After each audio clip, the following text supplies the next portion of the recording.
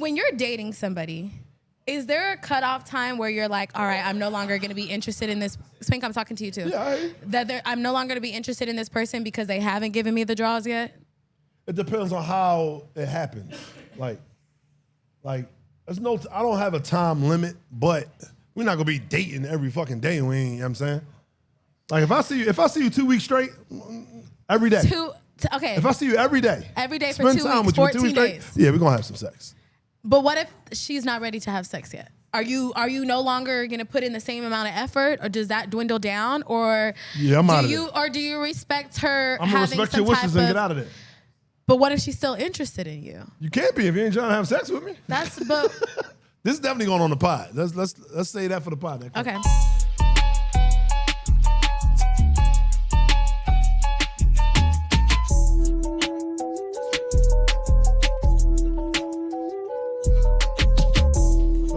I can figure it out. Please do. Figure it out. Are we recording? Yeah, we're recording.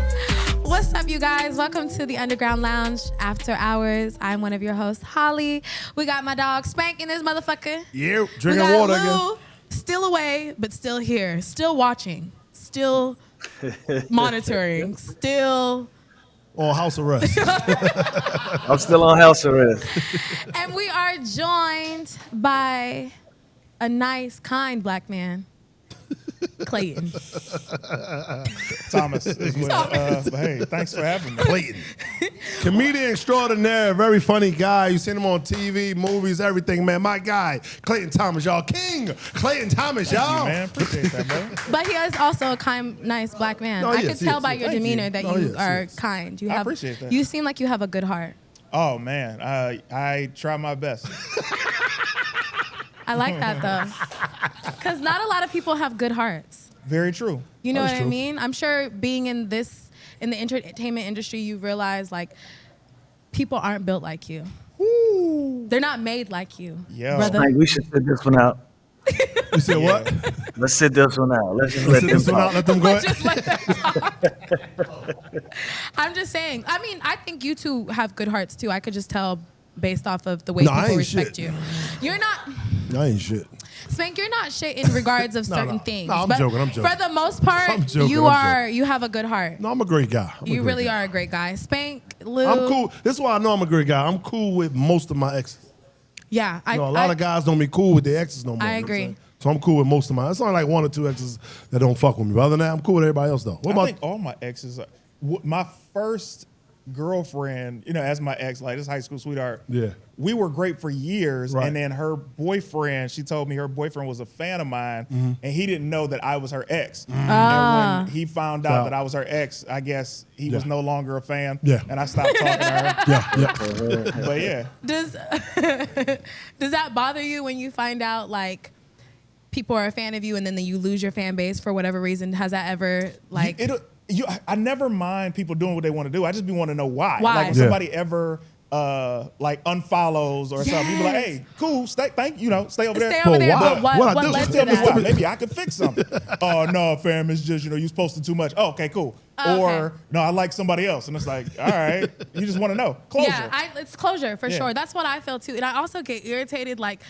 Motherfucker, why did you unfollow me and you didn't remove me from following you? Like, if you think that I want to remain following you and you don't want to follow me, remove my ass just as well because I might not fuck with you either. I hit a comedian recently.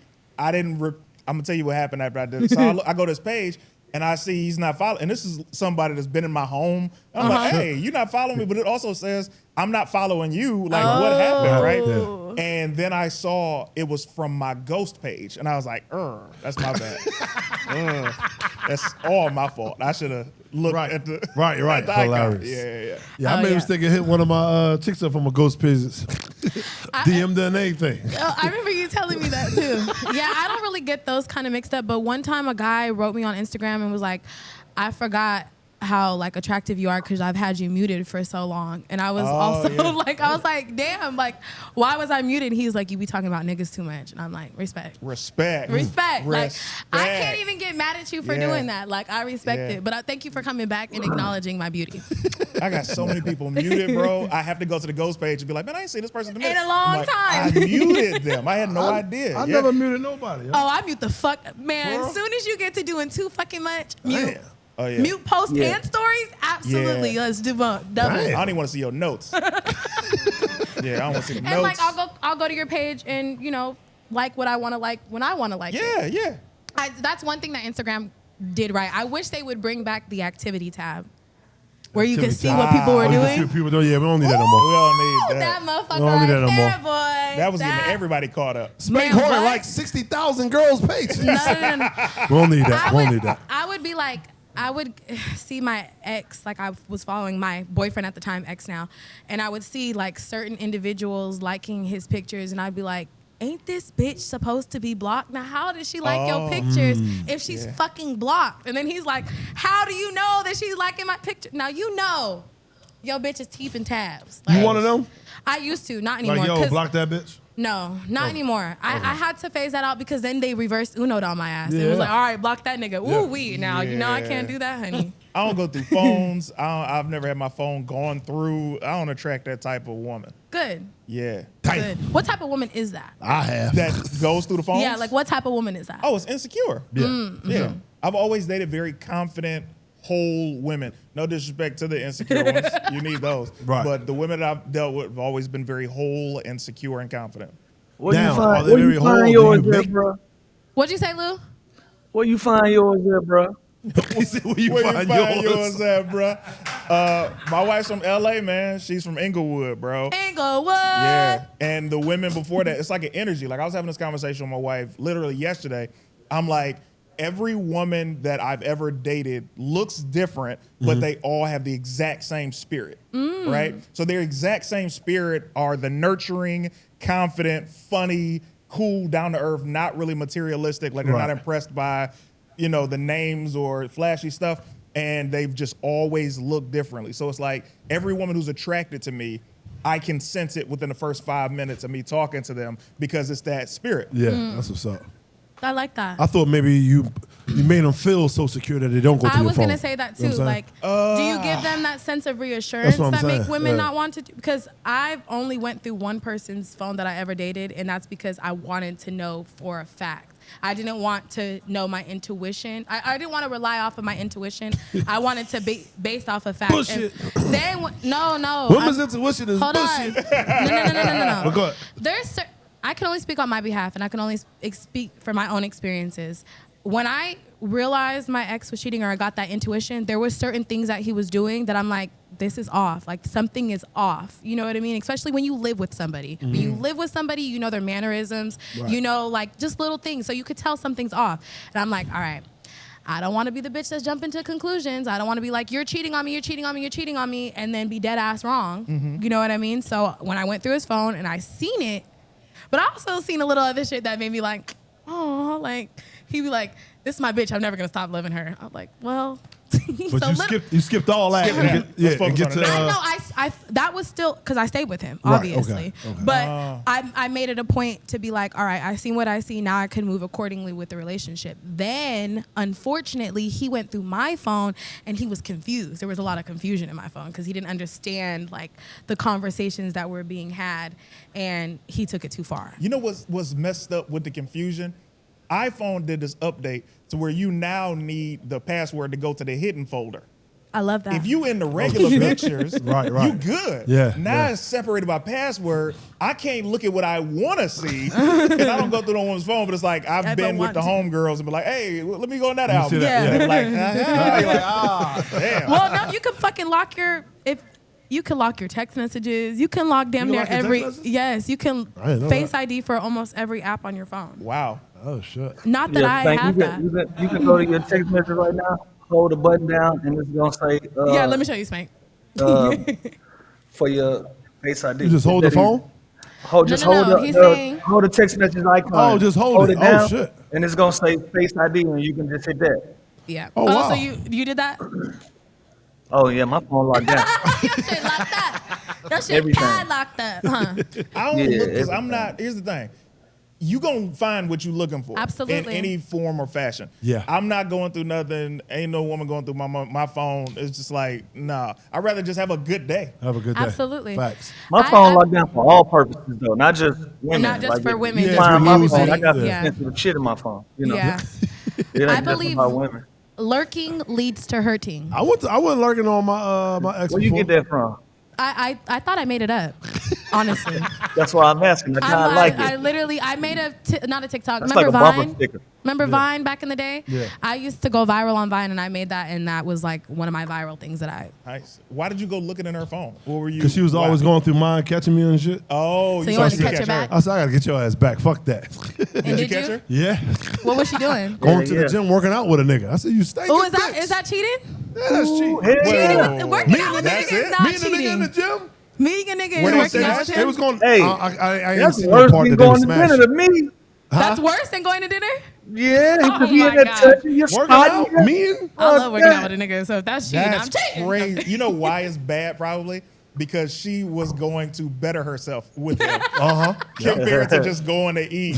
You see know what what I'm I'm saying? saying? When you want to get your body together, yeah. And he's Look the good for reason. this nigga? He's the And reason. he's the And reason? you not the, that's what hurt. You not the reason that she was working out. And So, I wanted at the gym. were they smashing? No, I don't think they was smashing though. I don't think. Man. But all I saw was they was meeting at the gym, and I think afterwards they went and got something to eat right after the gym. Then she came home though. That's counterproductive. So you think they was doing everything, but what you hope they wasn't doing? Huh? I hope they won, but they was fucking. That's how I always look at it. Oh, they fucking. She could Especially just if said, they listen, hook up. huh? How did you find? If mine get caught out with you, you for sure been fucking a keeper, Yeah. brother. That's not necessarily true. Sometimes women just like companionship, I Yeah, bet. well. and male companionship is fun. That was bet. fun. For sure, it's fun. So you, what do you think about the Chris Brown meet and greets and niggas, girls be taking them crazy pics with their? With Chris Brown? I asked my nigga if he was like, why would you even fix your mouth to say Yeah, some why shit would like you even? that? Yeah, like, come on. I mean, I think it's funny. I think people have like fantasies and stuff like that, but also it just depends on what type of woman that you're dating and like the trust that you have in your relationship. If you really care about 9 times out of 10, I don't think Chris Brown is gonna be fucking the fans that are paying. Who's that. directing the photo shoot? This is what I mean. They're Did you see requesting the it. one where it's like it's so produced? Like Yeah. the girl she was on the chassis chair, and he was pulling her drawers down, and it was like another girl with the. Saw that. I'm like, who's? Yeah, it's whatever they producing this, bro? request. Whatever they request, They're you Yeah, do whatever it. you those request, are you the do it. requests. How early are they requesting? Like, is it on the spot? I don't Because know. to get a chase chair, How much time? I wonder how much time each one got. that's what I'm saying. I think it's like Yeah. 20 minutes. They No pay way. Nah, it's not 20 minutes.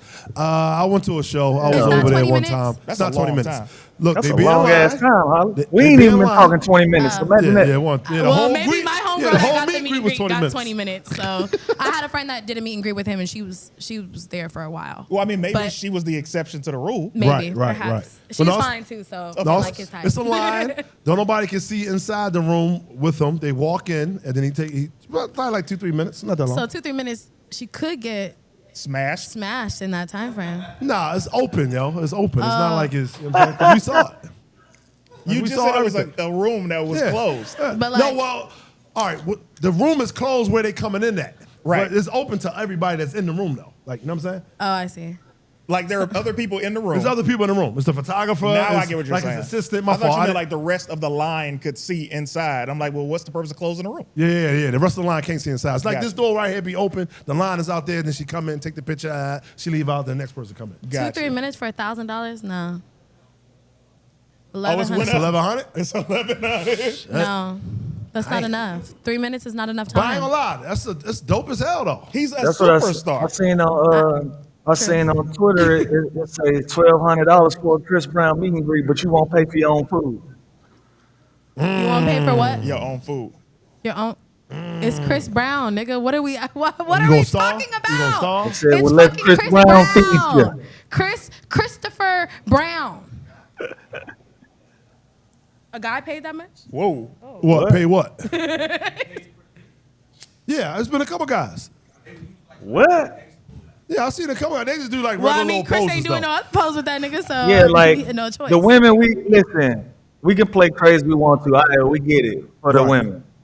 What you doing, bro? Why? What you paying for this? They just being a fan, bro. Just taking a Some picture, people standing next really to love. them. Okay. I could imagine they not straight. No, they straight, bro. I think. I don't know. Wait, Nah, there's no who's chance. the celebrity that you are like, yo, I'm such a huge fan of this guy that I want to pay for a meet and greet for? Denzel. Y'all want to take a picture with Denzel? I met Denzel. Pay Right, is crazy. pay. Who's the celebrity you would pay to meet? Man, You said Michael Jackson. So who's yours, bro?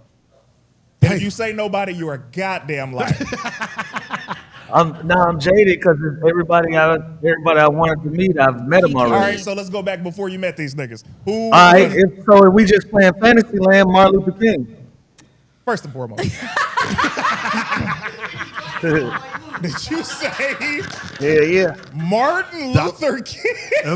See, I'm from Atlanta, so like he a staple to me. He different to me. You know what I'm saying? Brother, first and foremost, with all due respect, you don't have to sell me on the legend that is Martin Luther King. Is, of everybody who exists, That you could we got say. Michael Jackson, you got Denzel, you ain't got all tripping. these celebrities. He talking about you Martin. gonna take the one? That's like saying, man, I'd love to meet Jesus if that was an opportunity. You can't say would. Martin Luther King, of course. We That all nigga wanna was meet the Martin Luther nigga. King. Man, he was way by that. I wouldn't have done no meet and greet for Martin Luther King, though. I'll tell you that. You If wouldn't anybody from You that wouldn't have went era- to Ebenezer to meet Mark. Ebenezer to meet Martin. Y'all ain't right. I would have, you know what? If Malcolm X would have done a meet and greet, I would have met Malcolm X. Right. But I King, did. it seemed like it would have been a little too holy. Like people would have been like, "Oh, brother, you can't wear gym shoes meeting Dr. King." You know what I mean? Yeah. You got to be in a suit. Come on, He man. look too holy. Too serious. Yeah. Who would you, Spank? It'd be a woman. Oh. But it got to be a guy? No. Is I that- mean, for the purpose of the argument, because the right. Chris Oh, Brown. yeah, the Chris Brown. All right. Like I met a lot of people too, so I'm trying to think of somebody who I never met. While you thinking, I'm gonna give you this. Yeah. My wife and I, we were at this event because she's like a member of the voting academy for Emmys, right? Mm-hmm. And we had watched this particular season of Love Is Blind. Okay. And we wanted to meet the black girl. Her name's AD on I the show. love Yeah, it. yeah, AD, And I'm we amazed. had watched the show and we loved her. And we get to the joint and she was there and we took a picture with her. And let me tell you something, with all due respect, Yeah. thick as frozen as hell. peanut butter, Yeah, boy. yeah. Like Fine I'm as talking about. fuck, God too. Yeah. damn. My wife is on the one side and she's like, baby, look at her butt. I'm like, oh, I'm looking at that motherfucker. And we took a picture. She was so kind and sweet. This is before she got engaged or married, so no Yeah. disrespect to her husband. But so that was a meet and greet scenario. Right. We were at the event. It wasn't Right, like right. we bought tickets. Bought and tickets, yeah, stuff yeah. like that. But right. yeah, but who would be the guy? You know who I fucks with, yo? Who? Herm Edwards, yo. Who the Who's fuck that? is that? Herm Edwards. Coach, The coach, Herm Edwards. You would pay to meet You him? play to win. No, not him. That's the other coach.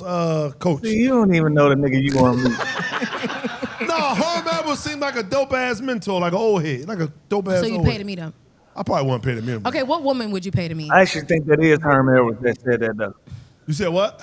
I think that actually is him that did That that. was Herm, right? Yeah. You play to win the game. No, I don't know. What woman would you pay to meet? If you can't think of a man, I don't think y'all are too like straight edge for this I conversation. met all my crushes though. I met J Lo. I met Holly. I met You Sanaa. met me. You're so sweet. I met Megan. I met. Megan who? Yeah. Fox? It's No, still Holly man, for me. man, I good. never met Holly Berry. So as far as You I'm never met concerned, Halle she's not Berry? a real person. Never even seen her. Nothing. Oh wow. She's an idea to me still.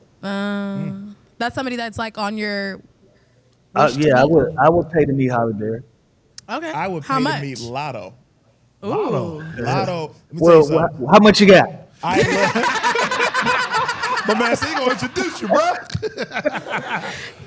my a God, rapper, this nigga. she's great. I love her Lotto's music. Nice. Lotto's And nice. she's fine. And she's beautiful. Yeah. So it's Fine. like the double whammy. Plus, she seems like she has a great personality, like funny. Yeah. But dude wise, I did a meet and greet. I took my lady out to Vegas when Usher was doing his residency. Ooh. We did the meet and greet. And I'm like Usher is my Michael Jackson. Yes. Right. Like I Yeah. love Usher. Mine bro. too. That's a fact. So that's, you know what I mean? Like, but Chris Brown is probably somebody's Michael Jackson. If you're a Absolutely. guy, If you're a guy, so it's yeah. like, you know. Yeah, we're not gonna act like Chris Brown is. You know, that's the best way to put it.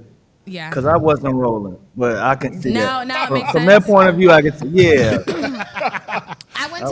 went to the Usher concert in Vegas, and and how interactive it was, I was acting a fool in that bitch. Like, I know when they put me on the jumbotron, I know people were like, "What is wrong with this girl?" You put in the cherry? No, this was before he was doing the cherries. This is when he was in Vegas, and it was like that club that it was very intimate. Club Usher. Yeah, and he was walking through the crowd. I was just, there's just nothing that compares. He's an amazing performer. Money well spent too. Like, for sure. That trip was a random residual check that was a lot of bread. And the first thing I did, I was like, I gotta go see Usher. Like, that was the only way. Because if I did not have that check, I was not spending. And I don't regret any dime. Right. He did a great show. The party was dope. Everything. Yeah, everything is dope as hell. Yeah. Did y'all see Jermaine Dupri on the Joe Budden podcast? And they was asking him, like, will he go in the studio with Chris Brown? He was like, nah. Yeah. He said, because if I fuck around and write a Thriller, Usher will be mad at me. Really?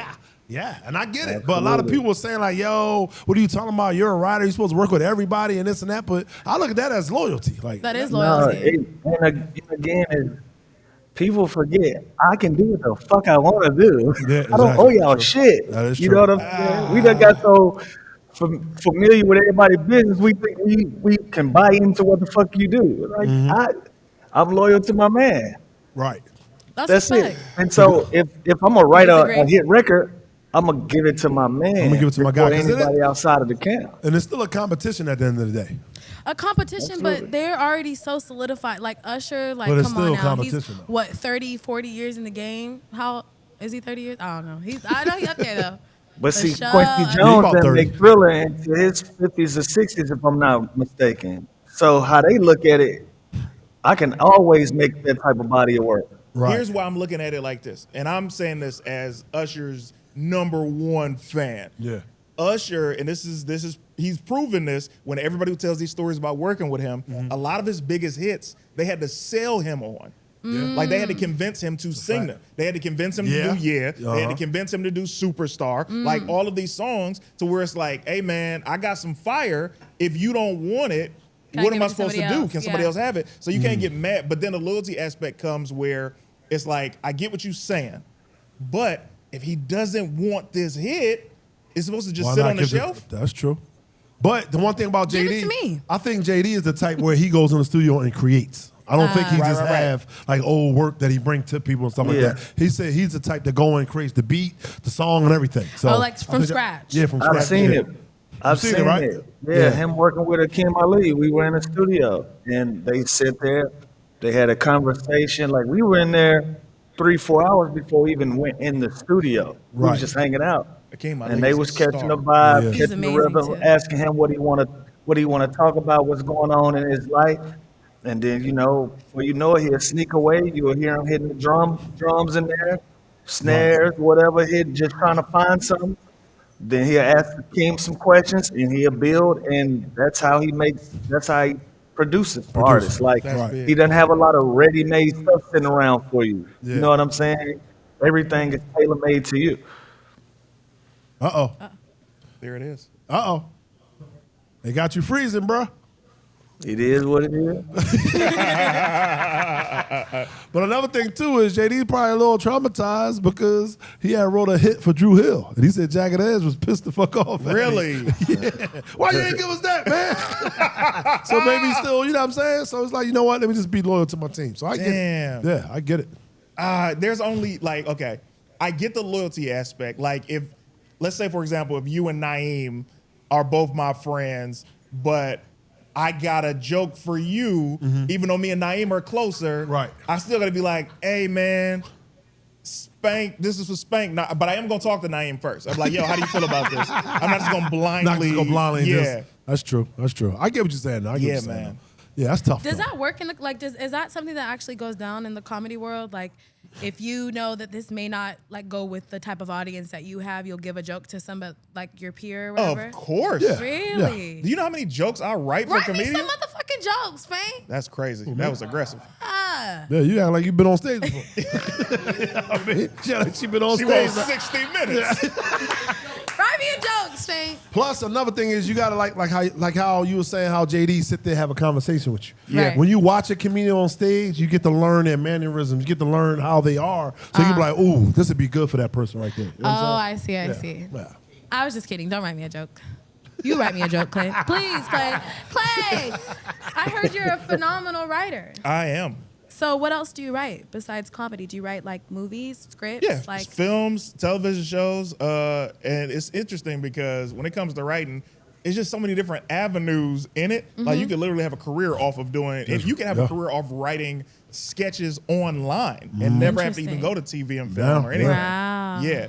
But writing is very much a skill, it's an art, and it's a gift. For sure. Yeah. Is your favorite style of writing, is it comedy, or do you like go into the deep end? And I love telling stories. Okay. So like I love the art of telling a story. However, I would say lately, over the past 2 years, I've fallen in love with specifically writing jokes with comedians, right? Okay. So like I get off by learning somebody's life or listening to their stories and be like, oh my God, this is what you need to be talking about. Because so many comedians be on stage like, yeah, man, you ever buy black sweatpants? You're like, bro, I don't give a fuck about sweatpants, bro. Like, I want to know about you. About you, yeah. I want to know about your heartbreak. I want to know about how you grew up. So like getting that out of people and getting them to talk about it on stage is like, that's my favorite thing. Plus, it's instant gratification. Right. They can do it right now. Yeah. When you're writing a script or you're writing on a TV show, you got to get approved. You got to get something. Oh, they didn't like this joke. Let's take this out. Let's change this structure. I don't like how this looks. But like stand up, I can see the story. I can tell you the story. And then bam. Also, we're writing a script. Let me tell you how I've gotten to Spank. Yeah. Man, this happened about 3 years ago. I'm like, oh, I don't have to script this myself. I can hire a writer's assistant and just tell them the story and be like, all right, so we in the bar, this happens. All right, now we go back to the house. Like, so I don't physically have to do it. Yeah, I can pay somebody to do the format because I got stories for days. Yeah. So there's so many different ways, but I love writing stand-up, especially if it's a joke that doesn't fit my style. It's like, oh man, this is for you. Or like too vulgar, or like maybe something like that. Too vulgar. Some stuff would be impression based. Like if there's a comedian who does impressions, and I'm like, I don't do this, but this would be great for you. Got it. Or I tried to do impressions at the beginning. Did when you? I first started doing comedy. Who did you do? Who were I you was trying to horrible. impress? Bernie Mac. The same old people with the voices. Got it. I was trying. And it didn't work out? Nah. Yeah. A lot of people were doing Jay-Z when I started, but obviously the greatest Jay-Z, it's a tie, I think, between Jay Pharoah and Afion. Yeah. But I've always, like in high school, I was doing Jay-Z, so it was like I had an audition for Wild 'N Out, like when they first came back. And I was like, hey, Nick, anybody did Jay-Z? He was like, everybody. I'm like, all right, well, that's all. I got nothing. That's all I got. I ain't nobody else. Yeah. So what initially got you into comedy? Like, what was like your first foot in the door? Oh, well, first opportunity in my high school, about a month before I graduated, rest in peace, Kool-Aid, comedian out of Detroit. Shout out to Kool-Aid. Okay. Kool-Aid, R.I.P. man. my I guy. thought you was talking about the King. actual Kool-Aid. I was like, The actual Kool-Aid came to my high school. well, A big ass the jar, I was like, of water and sugar I'm walked like, into the my high nigga school. died? Like, I was so just confused right now. I'm glad. Rest in peace to that nigga Kool-Aid. What an interesting name. Keep So going. Sorry. Kool-Aid came to my high school. It was Kool-Aid, Melvin Bender, Martini Harris, Martez Jackson, Simply Chanel. They came to my high school. I was a president of Broadcast Arts Club. And I went over to Kool-Aid and I said, hey, man, I'm a comedian. He was like, oh, yeah, where you perform? I just made some shit up. I'm like, the Blue Bar. He's like, I never heard of that. I'm like, yeah. Anyway, what I'm trying to ask you is, man, how can I perform where you performing? And he gave me his number. And he was like, mailman came up and he was like, yo, why don't you open up the show? And I was like, oh, I don't want to do that. I just want to, perform later, not in front of my classmates. Right. And I went up in front of my entire school and I did one joke about a security guard. I roasted him. The crowd laughed. I brought him on stage and I was like, oh man, this Gave you that thrill. I'm here. But the first time I even knew I wanted to be a comedian, I saw Def Jam with Martin hosting and I was not supposed to be awake. I snuck downstairs to hang with my uncle. He was asleep. Def Jam was on and I was like, I want to do that. And from that point on, Martin was just like my favorite comedian ever. It was like, to me, it was Martin, Eddie, and then Jamie Foxx. I like that. That's a good nice lineup three. right there. Yeah. And then Monique. I love Monique. Monique's Shout out to fire, Monique. too. Yeah, Hilarious. Monique. Yeah. We got to get her on here. Yeah. Yeah. Yeah. Yeah. We got to figure it out. You know what I'm saying? She said some things about Kevin Hart before, but we got to figure it out. We got to figure it out. But yeah, we got to get on it. But I think they cool. I don't know, but we got to figure it out. The Birdman hammer was supposed to be Immediately after that? Yeah. Yeah. Well, usually, you know, it's funny with comedy. Usually, most people will start off because of a dare. Because of a dare. Because of a dare. Somebody dare me. Yeah, somebody dared Dare me. That's me. why I got on stage. And Whoopi Goldberg. Love Whoopi Goldberg. Whoopi, shout out to Whoopi. I haven't really watched any stand-ups of Whoopi Goldberg. Yo, Whoopi Goldberg. Back in the I day? just, back in the day, She did it? you know what? I have to remember, like, a little bit younger than you. I don't know how you are, but during the time that Whoopi Goldberg was like somebody that I was paying attention to, she was already acting, like, deep in her acting bag. You know what I mean? So I didn't realize that she even did stand-up comedy Oh, my until. God. No, she got an EGOT. Yeah. That's She what it's has a called, what? right? EGOT. What's the EGOT? She got everything. Emmy, Oscar, Grammy, and a Tony Award. Oh, she has all that. Yeah, EGOT. I'm actually related to her by marriage. What? Bro? No, I'm just lying. This nigga, man. Look, you got something for the people. No, actually, wait, hold on, no. I actually do think I heard that like once before in my life that I think I was related to her by marriage. I don't know if the aunt or uncle that was related to her by marriage is still married. All right, let's get so. back to CT, man. So, CT, are you a big time like Lions fan, Pistons fan? Where you at when it comes to sports? Hometown sports, man. I gotta. Those are my teams. You know what I mean? I don't watch sports, but Oh, yeah, you don't man. watch sports? I don't know Why what the do fuck. why going do on. comedians don't watch sports? You're like the third comedian. You're the that's third been comedian on said here they don't that watch they sports. don't my watch thing, sports. man. You got to know your lane. And here's the thing: with a lot of people, just as being a man, Yeah. people really treat you differently when you don't watch Yeah. sports. I'm looking at you differently, Clay. I imagine. It's like Look how I'm it's looking not my at you. thing. I was kidding. I like wrestling, Power Rangers, and superheroes, bro. Okay, what's your favorite color Power Ranger? My favorite Green? color Power Ranger is the black one. Oh, okay, the Black black Ranger. one. The original The original. OG Black Ranger. Yeah. Hold on. Okay, and you said you like wrestling. That is true. What, like Yeah. like WWE type wrestling? That's or? my only favorite. I'm a WWE guy. Okay, so So who's your favorite wrestler? You growing like up? the current WWE or you like the retro, Back the, in the day. Stone Well, here's the Cold, the thing. Rock? You can't. These are two completely different eras. So I've watched since 1997. That's when I start watching WWF, and I took a break at like 18, and then I came back in 2012 and been watching watching it consistently. since. Because like everybody leaves it, Everybody and then leave. you come back. Yeah. I Yeah. left. Come back. I never came back because once I found out it was fake, I ain't going back. I never It's went back. fake to an extent, but like the drama was real. Like the drama was definitely real. No. They said he Like, get fucked up in that ring. They said Yeah. he Yeah, get accidents fucked up. happen, man. Yeah, It's that shit accidents real. choreographed. It's It's choreographed, choreographed, yeah. yeah. But Yeah. it's still essentially they are using their set skills to dominate, I guess, in the ring, right? I watched wrestling growing up. My grandmother was obsessed with wrestling. Like, I'm not sure what my mom did with all the tapes that she used to record, but she had like over 200 Wow. wrestling tapes. That's Yeah. before streaming Yes, and all that. yes. Yeah, so that's big. Yeah, just to she go was- back and watch stuff. Good for her. She was obsessed. She used to tell my grandfather that she was gonna leave him for the Undertaker. Wow. The And then I'm not Undertaker gonna lie to you, of all niggas? wrestling kind of kinked up my like for white men. Cause yes, Stone Cold Steve What's Austin. next, man? What are you talking about? I'm Stone not gonna Cold sit Steve here and listen to Austin, that. the Hardy Brothers. Who else? Trying to fuck up your whole style with you Man. with the WWE now. That's crazy. Yeah, that's I mean, crazy. it did. That was. I mean, the white boys was kind of running the WWE and the WWF during It's that a time business. frame. It's a big company. Yeah. Wasn't The Rock the first First black WWE champion. Yeah. Is The Rock full? No, he's half black, right? Like He half half black. Samoan. Black or and something. Samoan. His dad was black. Yeah, So he's- Canadian. Canadian. So he's black. Yep.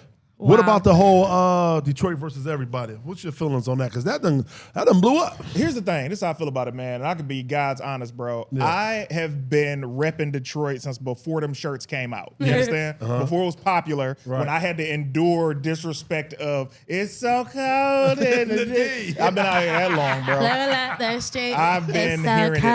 all. When we've been losing as a team, whatever sport, I've been hearing it. So I've been repping Detroit since day one. So when people are like, "Oh, I didn't know you was from Detroit," you almost want to smack them in their mouth, bro. He's like, do you know what I've done for my city, what I've endured? But yeah, I mean, I love the movement of Detroit versus everybody. I love that the company is succeeding. Yeah. I love the unity within the city. It's now popular to be from Detroit, which is great. But in Detroit, if you're an artist, you've always had it a little harder because you either had two choices. You either stay and make your name there and the people warm up to you, or you leave and make a name. So there are some comedians that have made their name in Detroit, and I'm so happy for my friends, my brothers and sisters.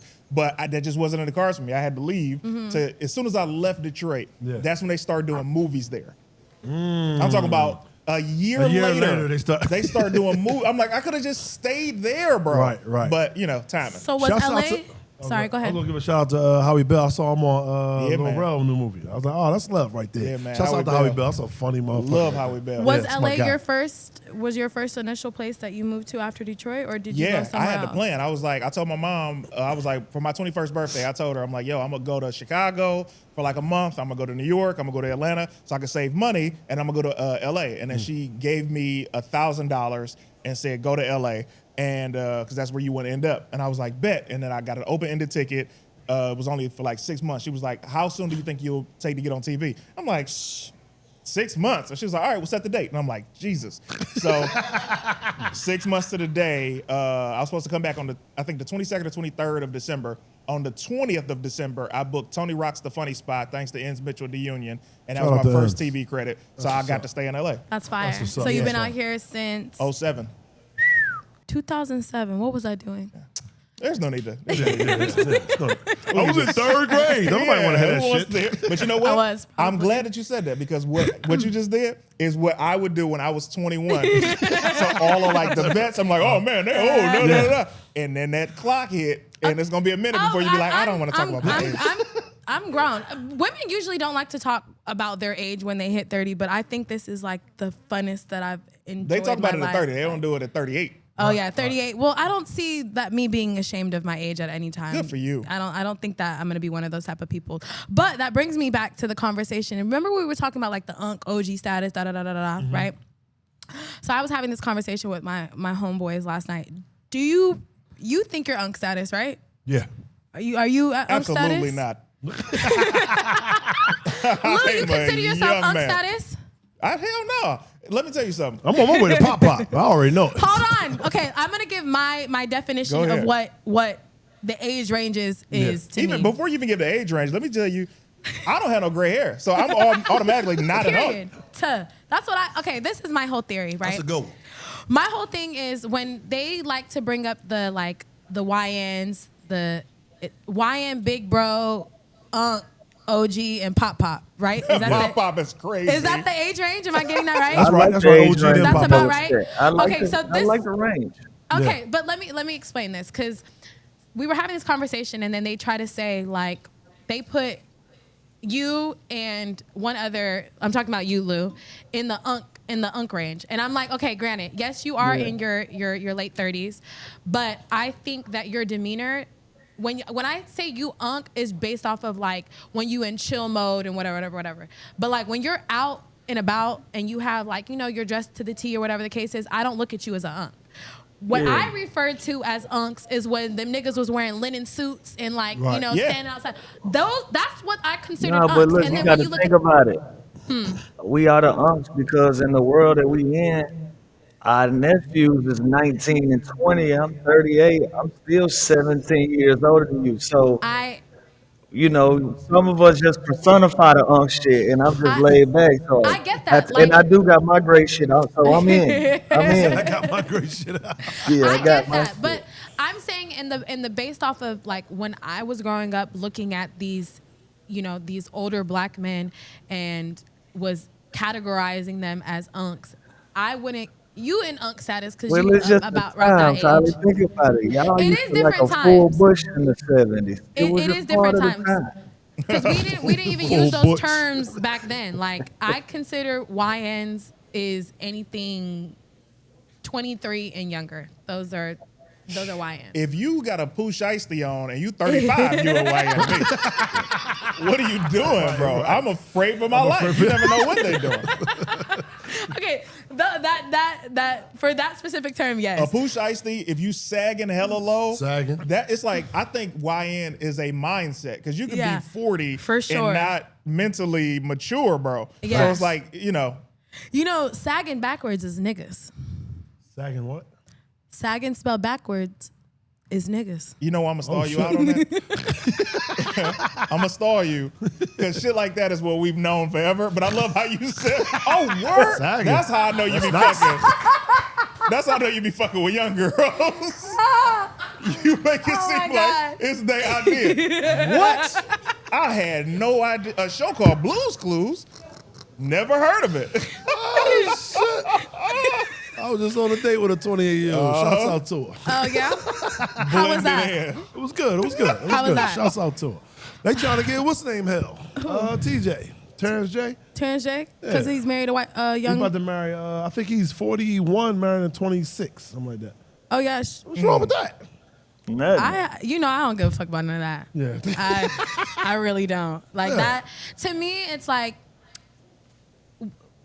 we love to say women mature quicker than men, right? We love to throw that out and let that be like the reasons why, whatever reason. We like to throw that out. So why can we not have that same idea or thought process behind a woman that's dating somebody that's significantly older? Yeah, you say that women mature faster than men. Now, granted, there are certain situations where men do take advantage of, the age difference and are grooming these women to be, but hypothetically speaking, let's say that they're not. Let's say that she really is somebody that needs somebody that's on a different playing field than somebody that's her age. I don't blame the women that do like to date older men, and I don't blame the men that like to date younger women. When you got that bread, you make the decision. For sure. You get a different pick when you got the bread. That's for women, that's for men. Yep. When I was super young, I was dating a lot of chicks that were older, and it was just, nobody said nothing. And then I saw the girls when we were in high school that was dating these older dudes. Older guys, so it's like, hey man, do what makes you happy. I don't know that brother personally, so I can't speak on it. You know what I mean? I already know how that goes. But they've been in a relationship for a while. They've been for a while. More congratulations. Yeah. I don't think I'm going to go. I'm 47, so I think the lowest. You're 47? 47, yeah. So the youngest I'm going to go is probably 34, 35. You just said you went on 28 date with a 28-year-old. I'm on a date. Oh, that's just for fun. Yeah, that was for fun. Was your date DATE, dick at the end? No, it was not. No, it was none of that. Nah, that was fire. Wow. I'm going to give you that. Never heard that one. That was pretty dope. You're 47, bro. Yeah. You know what I think? Comedy be freezing us because I've known you probably 18 or 19 years. So, damn, bro. You're doing comedy for 24 years now. I've been doing comedy for 20. 20, yeah, see? Man. Shit. That's crazy. Wow. And I've been doing comedy for 24 years. I Googled my name the other day. I forgot why I Googled my name. I Googled my name and the shit didn't say comedian. It didn't say actor. It didn't even say podcaster. That shit said internet something. Sensation? Internet sensation? Internet personality. Wow. I'm a goddamn You're not even internet personality for real. That's crazy. Is that because What like did you say? Well, no, not like that. Not like that. Not like that. Not like that. Not like that. that. I didn't mean it like that. I meant it in the sense of like you're not on. Well, you do kind of. I do tweet a lot though. I'm on Twitter. You do hackle on Twitter. I forgot about that. I do Twitter. And a lot of my videos and tweets do go viral. So I'm thinking maybe that's why. With this whole AI Yeah, but you're shit. really a comedian though. I know. Like even if you look at the jokes that you're saying on Twitter, it's like it's comedy behind it. Do they pay money on Twitter? Yeah. I mean, I'm not making no major money though. The most I made, they pay you monthly. I think I made like $300 one time. Is this just from like tweets going viral or videos? Tweets. Just tweets or videos, either. Yeah, that's it though. That's trash. The lowest I make is like 30 or 40 or something like that. CT, what inspires you for like your material and stuff like that? Honestly, living, man. And for like, if I'm being truthful, I love talking about my experiences, things that annoy me. And I love being around women because I talk so much about women on stage, whether it be relationships or whatever. It's like that energy. Ever since I started, even before being a comedian, you just be around girls and women are hilarious. And they'll just create something in your mind and you like, man, I should talk about this or whatever. Right. Yeah. Black women preferably, because black women are just the key, yeah, bro. for sure. They're 100%. the key to everything. Yeah, they are. So with that being said, you said, so do you use like your material? I had asked another comedian on here, do you ask like permission when you're basing your material off of like your friends, for instance, or do you just kind of just do it? The permission is when it gets a laugh. That's when you're associated with it. That's a fact. If it's bombing, I'm not gonna do it again. So Okay, we both get what we want. got it. But like, I mean, if it's a story that will make somebody look bad, I'll change the names to protect the innocent. For sure. But for the most part, no, I'm using everybody's name, and I'm telling you exactly what happened. What happened? Yeah. Yeah. So when you do your storytelling, is it like a sense of like, I look at comedy sometimes as you being able to like deal with your real life situations and being able to like make light of it. Yeah, it's therapy. Is it therapy? That's the word I was looking for. Absolutely. Man, I've talked about so many hardships that I've had and just like embarrassing moments. I remember I was in Atlanta. I remember when I got booed in Atlanta. I'm gonna tell you about the time I got booed in Atlanta, and I'm gonna tell you about how Young Jock played me in a club. He was the host? Huh? No. I'm tripping. Go ahead. My fault. I'm tripping. So this is Atlanta. This 2006. I go down there right after Jamie Foxx's Laugh-Palooza festival, and Lil Duval's hosting this Tuesday night. Oh, you went there. Duval, let me tell you something. Duval's one of my favorite comedians, bro. I love Duval. So Duval got this room cracking. What was it called? Everybody, this is Uptown. Yeah, what was it called though? He called it something. Not Tripping on Tuesdays. Damn, I forgot the name of it. But go ahead. Yeah. So now I go down there with another comedian from Detroit. Yeah. At this time, I've been doing it about a year and a half. Comedian from Detroit had been doing it maybe less than a year. So Duval's like, all right, cool. You can go up first, you can go up second. So I'm second. Yeah.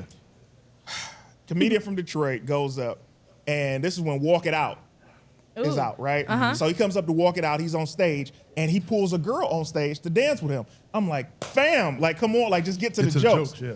He gets her off stage. He gets to the beginning of his first joke. They boo him. They hit Beyonce to the left, with gunshots, like, to the left. He gets off. Duval's like, we got another dude from Detroit. Now, the energy's already, right? And let me also say, I have on a suit jacket, not a blazer. Yeah. I have on a suit jacket that's supposed to double as a blazer. I have a cream thermal shirt underneath with these blue jeans on, right? Very important that I say that. Okay. I go on stage. I'm up there. My first joke hits. Yeah. My second joke hits. The third joke don't hit, so I'm about to go to the fourth one immediately. Yeah. Some dude in the crowd saw me switching gears. He stands up. Boo, and the rest of the crowd boos at once. And the DJ, to the left. I'm coming off stage. Duval goes up like, hey, man, that nigga was funny. The first one wasn't funny, man. Y'all wow. And I'm like, thanks, Duval, right? I get a call from Kool-Aid because when you bomb, the word everybody travels finds fast. Yep. Really? Kool-Aid calls me within 7 minutes. He was like, hey, man, I heard it ain't go good for you. I said, how do you know this, bro? The only thing we had in 2006 was MySpace, bro. Yeah. It wasn't like nobody was Instagramming. Like, you didn't see this. He was like, man, the streets told me, right? That's crazy. So the next night, Griff has a Wednesday. Okay. They shake keys. They don't boo. Yeah. So now the comedian from Detroit goes up first again. He brings another chick up from the crowd. Then goes into his first joke. They laugh at the first joke. The second joke, Key City. All right. Oh, like he gets literally off stage, shake their keys. Shake their keys. I he see. comes off stage. I go on stage. I end up getting a standing ovation. Now, why doesn't that feel good? Because I got booed the night before. I have not shook that for 20 years. Oh, and then Young Jock.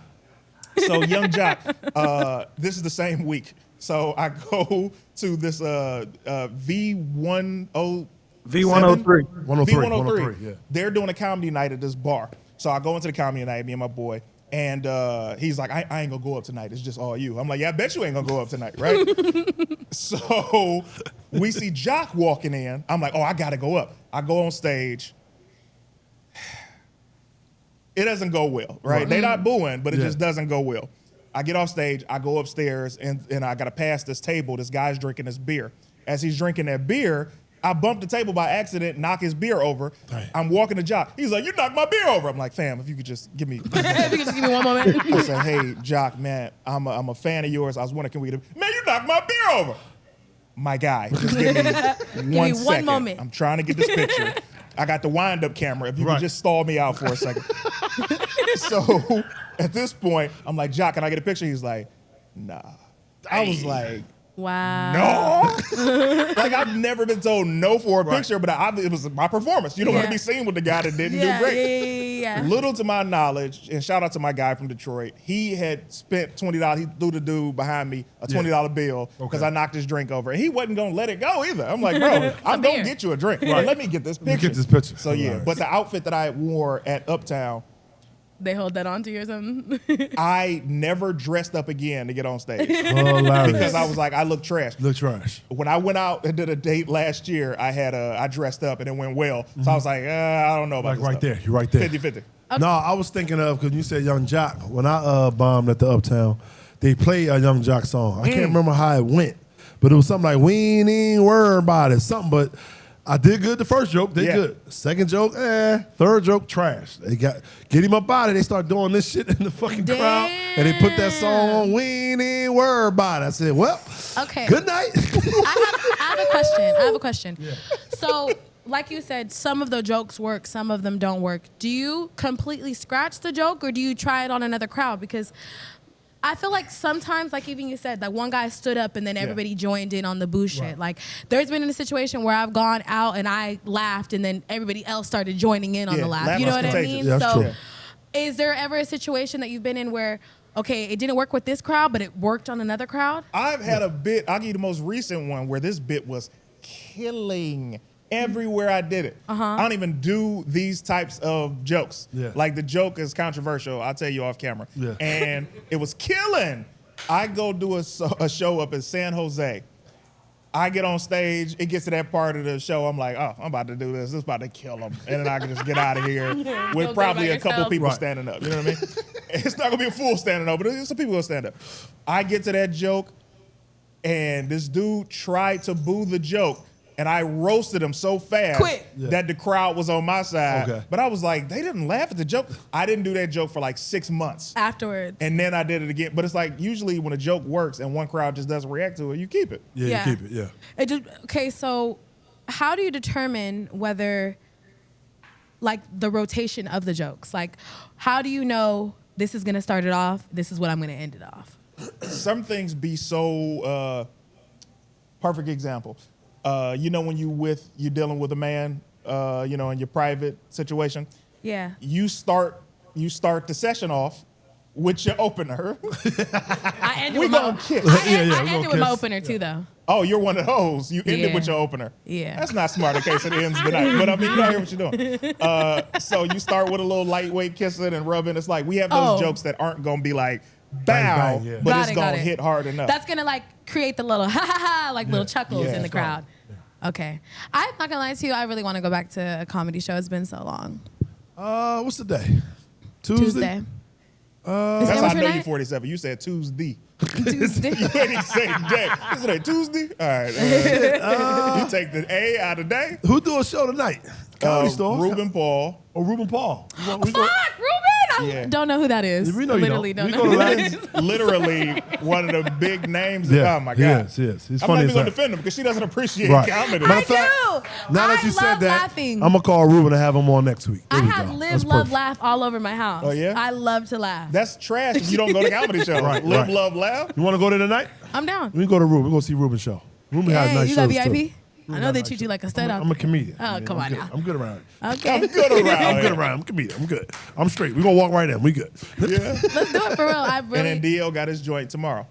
When's that I ain't out? never been to his yet. Where is that? At the Ice House. At the Ice House, right? Yeah. I've never been there yet. I got to Yeah, go by there. Oh, DL Hughley. Yeah. Is it every Wednesday? I believe. Yeah. I might go by tomorrow. Why not? I leave Thursday, so I'm in town. Yeah, I might go by tomorrow. Yeah, man. We could do tonight or tomorrow. It's up to you. I'm down for whatever. All right, bet. I'm definitely down. I want to go laugh. I love laughing. It's such a freeing feeling. And it's really good on the abs, too. Oh, okay. When you, like, can't control it. I've been in situations like that where the comedian was so funny that I'm like, please stop talking. Oh, like, who was it? Ooh, That's crazy. No, I'm not lying. It was Tony Rock. Tony Rock? Yeah, No, Tony he was Rock's great. fucking, he's hilarious. And I didn't, never mind. Tony Rock is the one who told me about, he showed me the showman aspect of stand-up. Like I remember I was visiting my dad in Charlotte. I'm like 19, and Moranzio was opening up for him, and Tony came out of his dressing room, threw his Timbs on, and then he took a shirt off a hanger. He was wearing a white tee, took a button-up shirt off a hanger and put it on. And I was like, man, he don't even get dressed before. He get dressed before he goes on stage, but not before he comes to the club. And he was like, I just like to, just keep it fresh. And I was like, I'm gonna do that. So for 20 years, I have been keeping my show clothes in the car, bro. Just in case. Oh yeah. That's how I do. I bring my shirt with me. I bring my little travel bag, my lotion, my deodorant. You don't put the deodorant before you get I don't put deodorant on. You out of control. Yeah, I put cologne on. I put everything on before the deodorant? Yeah, before the. No, I'm talking about when I bring it to the dressing room. Got it. I put everything on at the dressing room. Got it. I don't put no lotion on. I don't put no deodorant on. Nothing. I go straight to the venue, in the green room. Then I do everything when I know it's like 10 minutes before I go on stage. Do you ever like go mix and mingle in the crowd? Like afterwards, before? sometimes. Okay, what about you? Oh, I love meeting the crowd. Yeah. Like that's for me. I love meeting the crowd almost more than the performance because like I've had the fortune of having so many incredible supporters of mine that I just want to meet them and shake their hands and take pictures, and it's a great feeling. I just shot my special. Shout out to Afion Crockett. Oh yeah, shout out to that. Yeah. So when I shot my special, we did 2 tapings back to back. I said, "Hey man, I need a shower in this dressing room area because I need to shower in between shows." And they're like, "Yeah, bet you got it." Right. Because I'm not one of those comedians just like, "Oh man, I just sweated and I got to sit still." Like I'm a shower taker. You understand? I love that. I want to be fresh both shows. I love that. A lot of comedians be on the funk Cleanliness side. is next to godliness. It is. Comedians be 100%. funky, bro. Oh no, niggas do. Oh yeah. I don't I like going out, but sometimes them conversations get too much. It's like, hey, it's more people want to say what's up, bro. Give me an example. Oh, you talking about with the people? Yes, man. Oh my God, they be talking. Yo, man, I saw you over there. What's the name? It was so dope, funny as hell. Appreciate it. Yo, hold on. This is my cousin right here. I was talking to them about you, saying that we're gonna come to your show. Yo, yeah, you right here. It's like, what's going on, You bro? don't really care. But it's like I gotta talk to these other people that's like right You're behind talking about you, bro. when you're selling merch and that dude that ain't buying something. Ain't buying nothing. Just standing there talking the whole goddamn time. And then the girl that you want to talk to is right behind him, but she's like, I guess they busy. I gotta go. No. Wait. Please. Do you do crowd work too? Like when you're on stage, do you like talk about the crowd I'm as about well? to start posting a lot of crowd work clips and not my material, but But here's the thing.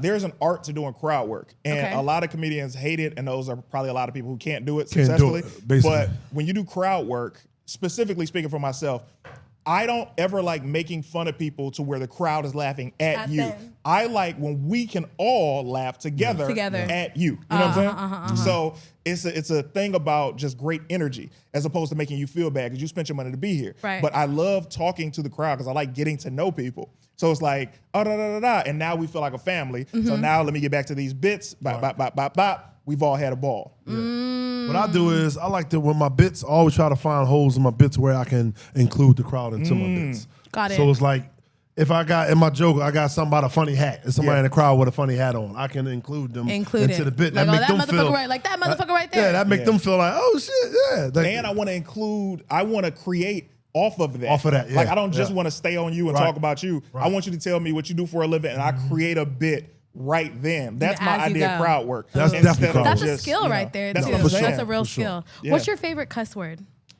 My favorite cuss word is bitch. Bitch.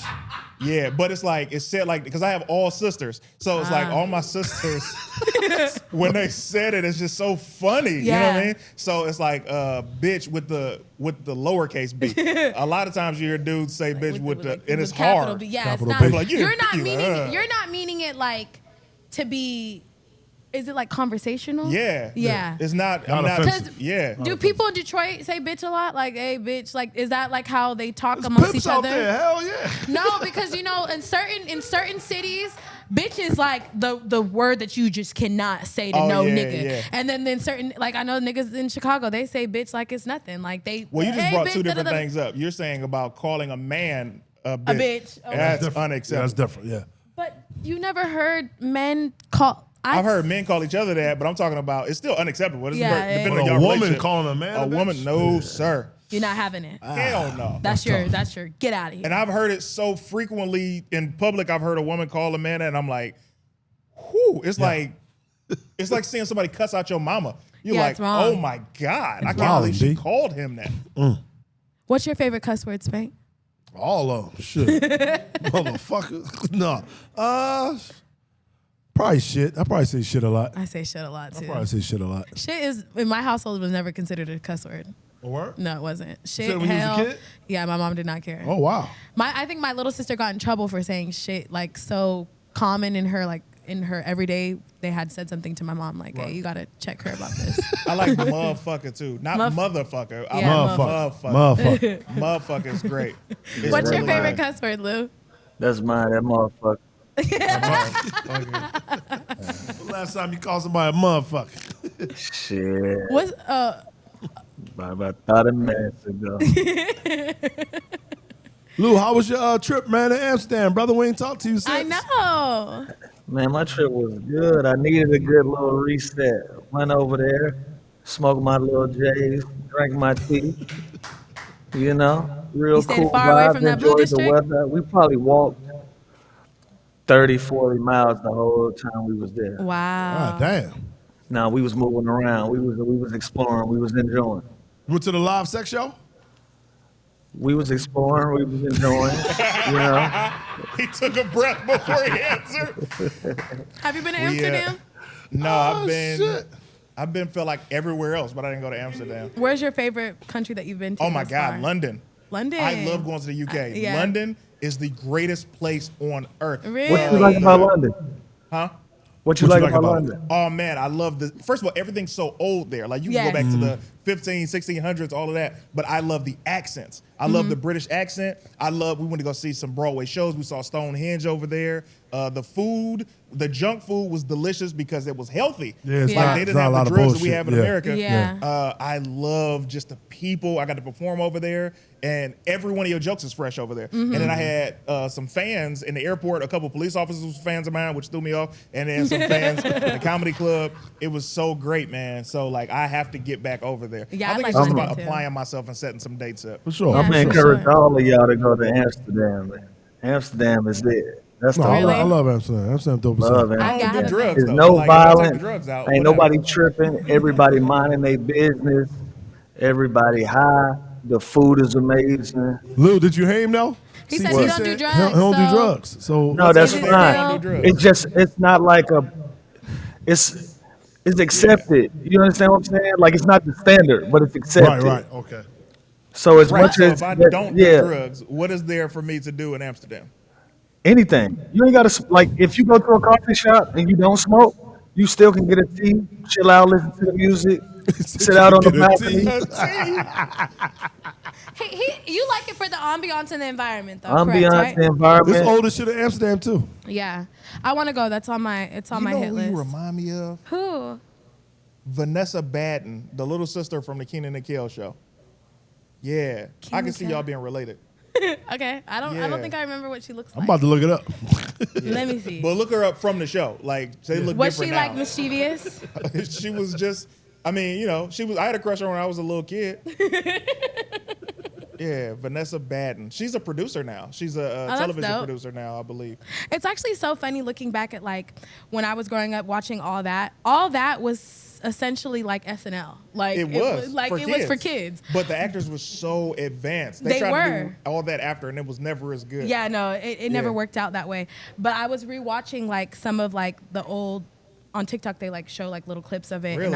And I was just thinking like, wow, Kel, especially like Love Kel. he was so Friend of the show. freaking funny, and like I never really there was some of the humor that definitely was geared towards adults. Yeah. But no one, you as a child, you're not listening it No. with those type of ears.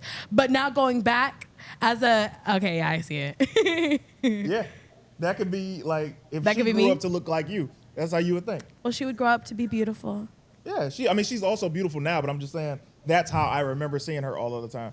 But Kel Mitchell, man, Keenan Thompson, Kel Mitchell, Josh Server, Nick Cannon came around a little later in the show, but that show spawned so many. Great. Oh my I mean, God, yeah, Amanda fuck, I Bynes. forgot Nick Cannon was on there too. Yeah. Yep. Damn, Amanda Bynes, she had so much potential. I hate that. whatever Well, I happened don't to even. her. She definitely lived up to her potential, but Oh, she was died? also. Man, died? No, Man, she's died? alive. That's Michelle Trachtenberg. She passed away. Yeah. Who? But okay. Yeah, Lord. She was on Gossip Girl too. She played a character in Harriet the Spy, Michelle Trachtenberg. Okay. Amanda Bynes was abused, so a lot of the things that that trauma she went through. Oh, yeah. okay. She's still amazing, and I think that she had an incredible career as a child actress, and she had even done comedy as a kid. Did she? Yeah, that's how she had ended up getting on all that. On all that. Oh, I remember wow. she started like late too. Like she wasn't part of the initial cast. No, or she something came like around, that. I want to say season 2 or 3 or 4 or Yeah, something like that. yeah. But just so many incredibly ahead of their time talents. Yeah, but looking back at it now, I'm like, damn, we really did have an SNL for like the youth. And people overlook Mad TV. People overlook In Living Color. Mad TV is as good. far as Funny like as In hell. Living Color The should same still situation. be on. To this day, Yeah, yep. should be. Yeah. That Absolutely. shit there, man. How about they're about to put another scary movie out? That should be fun. Oh yeah. They said they wrote. I think they Is it in on Scary this Movie one. 6? I can't remember what number it is. I think it might be 5. It Five. is 6. I think Let me it's ask you five. this. Do you feel, how do you feel when a movie comes up and you know the people and you haven't been in it? Nigga, I've been around Kevin Hart for 20 years. Yeah. This nigga do 2 movies a year. Yeah. And I've always wanted to ask, like, I probably shouldn't ask on camera, but Oh, it's yeah, like, actually, I'm asking. so like, and what I look at is Kevin Hart, I'm a Kevin Hart fan. I've been Yeah. a fan since Life in the Big House. Like, Right. I love Kevin. Shout out to Little Kev that is on BET Plus right now. I play Reverend Mooney. Anyway, thanks so much, Kevin Hart. I was always wondering. See, we ain't even on that. Yeah. But Yeah. have you, like, because Kevin has literally y'all on the road. He's Yeah. produced Yeah. Plastic Cup Boy specials, Right. all this, created this name. You guys are able to go tour. Right. So you guys are millionaires. So let's take that to the side. You guys are millionaires. Big houses, beautiful families. What is the conversation of, fam, can I play a bit part in a movie? It's been like that since, I think, when he did Think Like a Man. That's what like blew him up. Yes. Think Like a Man was he'd been in movies way before then, but Think Like a Man, he was one of the leads. Right. And it did very well, so he was in demand then. Right. So when he got I can't remember what was that Think Like a Man. I think it was Think Like a Man 2. Then I want to say Ride Along. Yeah. When Ride Along came about, he said, Spank, just come on set, be on set, Yeah. figure it out. You know who Will Packer is, because Will Packer is my frat brother. Shout out to the office Oh, out there. man, how about yeah. that? So me and him got to meet, we got cool, whatever. And I was just chilling on set, and he goes, hey, man, I might got a role for you. I said, word? He said, yeah. But me being on set was because of Kev. So Kev just look at it as he wants you to put in the work. He don't want to just be like, yo, I'm going to put you in this.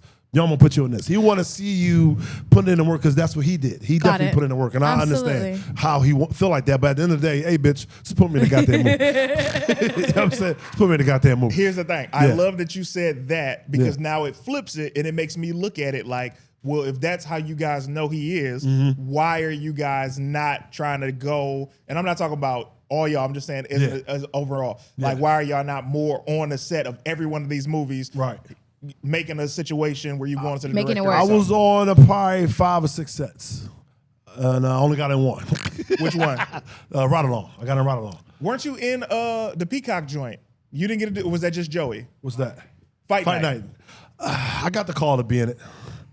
And what? It didn't fit my schedule. It didn't fit your schedule. Yeah, I know. Yeah. That's, Hey, that's what brother. Kev did. Kev did exactly what you don't. Yeah, Kev did exactly that. You've answered more than enough. I now understand. You out of control. It didn't fit my schedule. But let me give a shout out to Kev. So I am in his latest film. Okay. Me and Naeem, actually. What's the movie? 72 Hours. When does it come out? It's going to drop on Netflix. Probably end of the year, beginning of next year. I'll give you my Kevin Hart gripe. Yeah. Like I said, one of the biggest fans of Kevin Hart ever. I feel like a veteran fan because I was there before everybody, and then as he started to blow up, I'm like, man, I'm super happy for this guy, but Right. I'm like, man, we don't get no love for being OG. Kevin Hart had come to Detroit. He did the Millennium Center. I want to say this is like 05 or something like that. Lavelle and him were co-headliners. Shout out to Lavelle Crawford. And Rich was opening for Kev. Salsa? Yeah, Rich Yeah, Salter. Rich Salter. Shout out to Helping him Rich. sell the merch and everything. Yeah. And I'm like, Kev, let me get your number. Got the number. And I'm like, man, I wanna do something with you, man. Right. And he's like, yeah, man, we gotta do something. We end up doing Comic View. I booked Comic View. Right. Shout out to Bob Sumner, and he hosted that year. Okay. And now the little Kev, but I'm not in a room recording with Kev. So I'm like, bro, my gripe is I want to do, and Naeem set this up for me perfectly. Yeah. When we did Naeem's pilot, I had a scene with Naeem and Kev. Mm-hmm. Man, the director cut me down dramatically. Are you serious? I'm talking about me and Kev and Naeem. It was at so the comedy fire. club, right? Yes.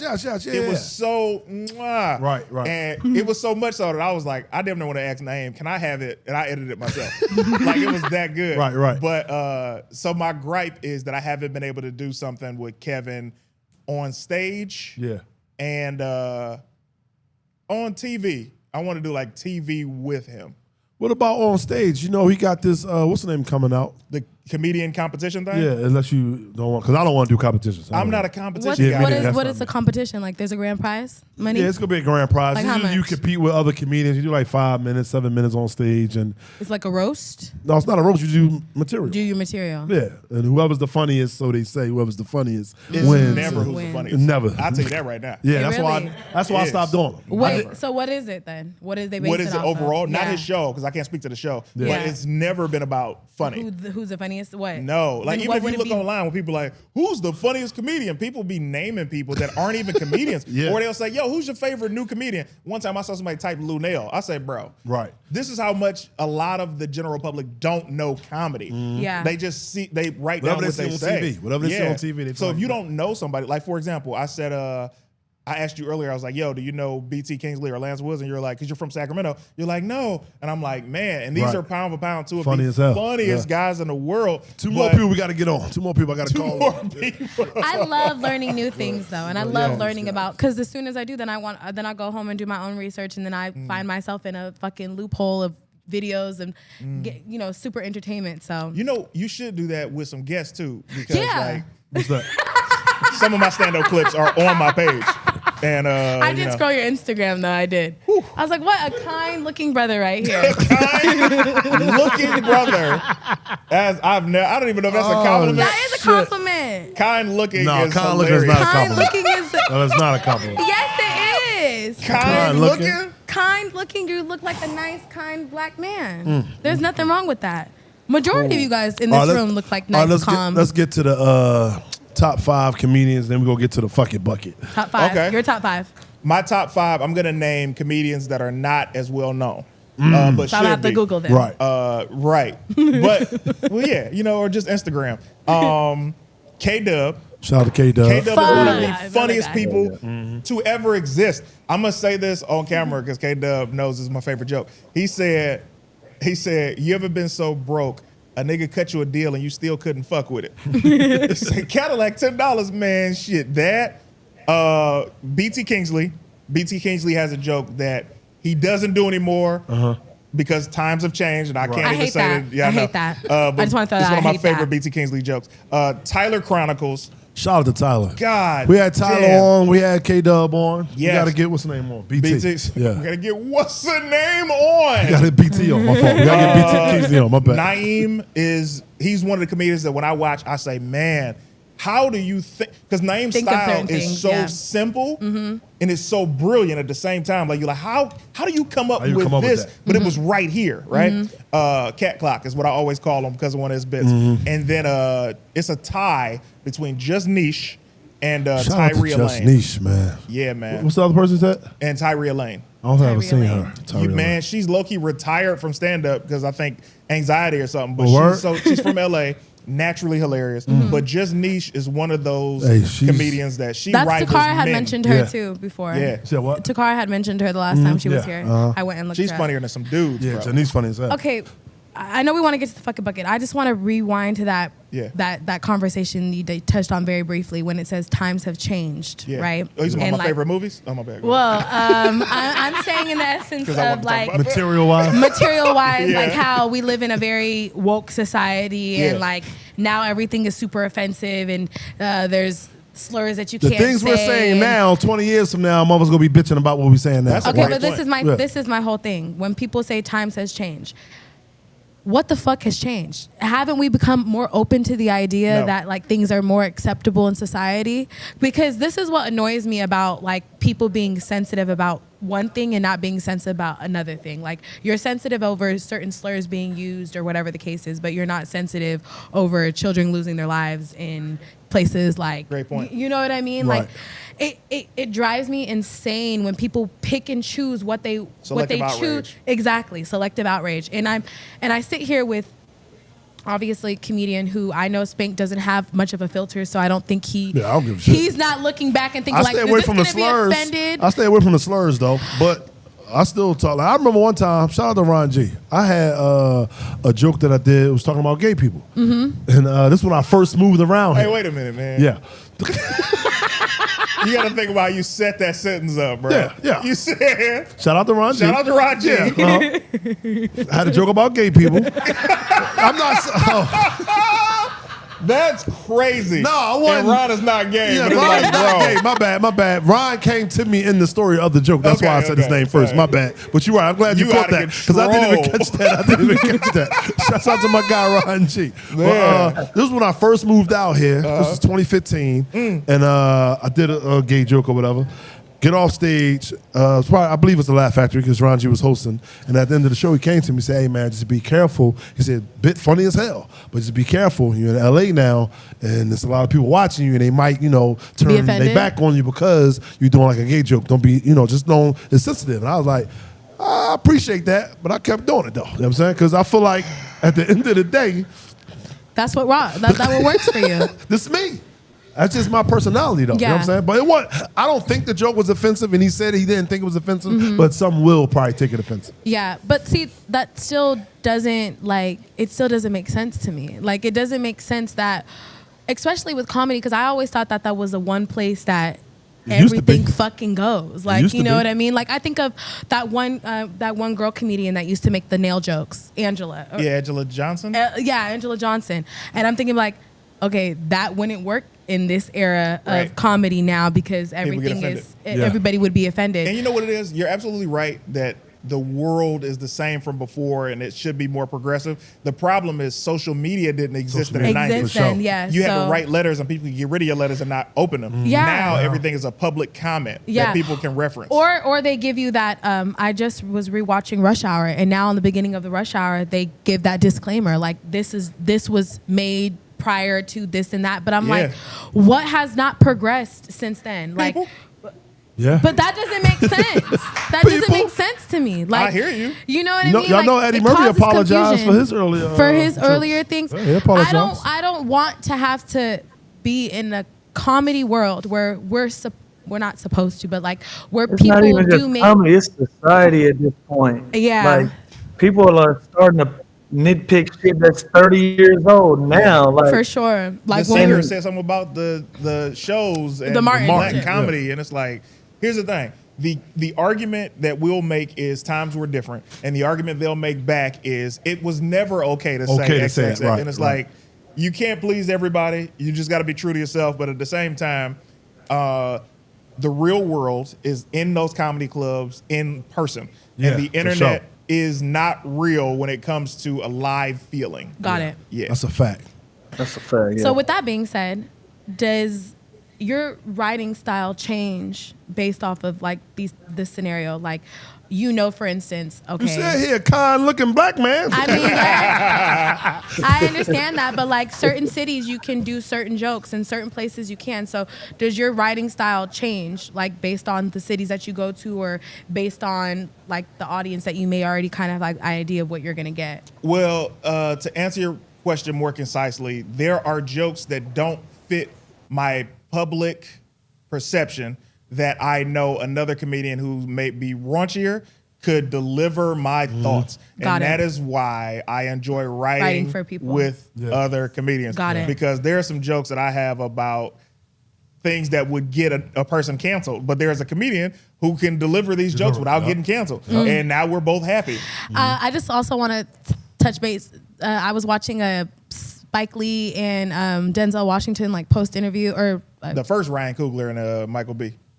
Yes, essentially. And Denzel was like, what is cancel? Like, what is canceling? I don't give a fuck about being Denzel's canceled. 70-something. He don't know about that. Yeah, but he brought up a good point because the movie that he just dropped, there was like a portion in the movie where they talked about like the cancel culture to an extent. I don't want to give too much away. It was a really good movie. They were not even showing it anywhere really a lot. They had 2 showings at one theater that I go to, one at noon, another at 10 p.m. Yeah, they only had a 7 p.m. Right. But I think it was like, if you know, you know, because I hadn't even seen previews for it either. My friend was like, oh, there's a new Denzel Washington movie. And I was like, okay, I'm gonna go see it. I went into it completely blindly, not knowing. Instagram, the trailer. Not even knowing what it was about. Yeah. And I really liked the way it was filmed. It's so funny to me knowing that, like you said, Denzel's 77, but he didn't look 77 at all in the fucking movie. Yeah. He looked good as fuck. I didn't say he's 77. I said he's 70-something. Yeah, 70-something. I think he's 71, actually. 71? Yeah, I looked it up. Shout out to Denzel. But my point is, like, if you're not worried about the cancel culture, does that, like, bring some type of enthusiasm to the type of jokes that you're going to do? Because you're not worried about anybody else? Like, you're free. Yeah, you're free. You're not even thinking about it. So. Okay. But if you have, like, when they talk about Kevin, man, Kevin ain't how he used to be. Kevin is way bigger and way funnier than he was before because he's appealing to way more people. Yep. So it's like, if I'm only appealing to the hood, I'm not a success. If my jokes only travel as far as the block, I'm not a success. Got it. I need my jokes to travel to Hungary, to Japan. I need this to be so universal that I can go anywhere and be loved. And that's how I've always looked at comedy. I want it to be broad enough that everybody gets it. It doesn't matter what color you are in a crowd. So some people get flack for only wanting to do it in front of a particular person. I've always wanted to make my people laugh and succeed on my people and be on BET and get the BET award. But sometimes shows are like, hey, you don't fit what we trying to do. Yeah, so, yeah. You know. And then in that case, does that bother you ever either? Or like it always bothers me because I look at stuff like, I look at a lot of black shows that I'm like, man, I wish I could be on this show or be on that show. And the white casting directors are the ones that are just like, they'll give you the shot. A lot of black shows stunt cast. And what I mean is they'll only hire the names instead of the no names. So when you do TV, you don't need a big name for a show to be interesting. Yeah. Right. The Walking Dead didn't have big names on it. It was just a great show. Yeah. But when you look at, and we used to do it as black shows in the beginning, look at Martin. When Martin was on TV, Martin was developing his name from Def Jam, but it wasn't like he was this massive movie star. And everybody around him were just great actors, and that show is a classic to this day. Fresh Prince is the same way. Well, to certain people, thing, like I don't think what's the name think it's a classic. Ari. Well, we don't give a damn. Sorry, Ari. But when you look at nowadays shows, they're like, oh, we gotta get this person on this show because people ain't gonna watch it. This person, is like more of a thing. And white people a lot of times just drop the show or they just drop the movie. And I know it's different for black movies to be made without names attached, but we're talking about TV. Some type of skill. So it hurts. It's like, man, I think with movies they want at least like 2 or 3 names.